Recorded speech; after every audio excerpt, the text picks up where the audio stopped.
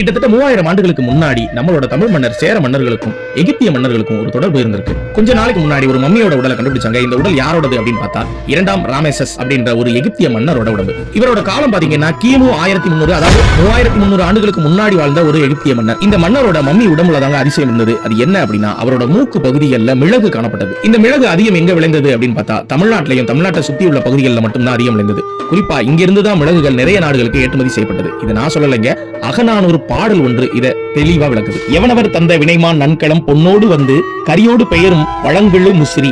அதாவது முசிறி என்னும் சேர்நாட்டு துறைமுகப்பட்டினத்துல யவனர்களோட மரக்கலங்கள்ல பொன்னை கொண்டு வந்து கொட்டிட்டு அதுக்கு பதிலா அவங்க மிளகு மூட்டைகளை ஏற்றி சென்றாங்கன்னு அகநானூறு நமக்கு குறிப்புகள் கொடுக்குது. அதனாலதான் இன்னைக்கும் அமராவதி ஆற்றுப்படுகைகள்ல ரோமானியர்களோட நாணயங்கள் நமக்கு கிடைக்குது.